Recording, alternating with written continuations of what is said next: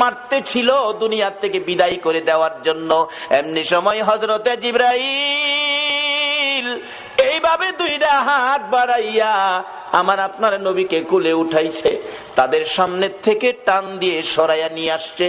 উহুদ পাহাড়ের মাঝামাঝি, নিচ থেকে দেখা যায় না এমন একটা জায়গায় নিয়ে জিবরাইল নবীরে কোলে লইয়া ডাকতেছে, ও উহুদের পাথর, উহুদের পাহাড় রে, দেখ যেই নবী না হইলে তোরা হইতে না, আমি হইতাম না, কুল কায়নাত হইতো না। এই নবীরে মারতে মারতে কি অবস্থা করেছে, নবী বেহুশ, জ্ঞান ফিরে না, একটু বিছানার ব্যবস্থা করে দে, আল্লাহর বন্ধুকে শোয়াইয়া রাখি।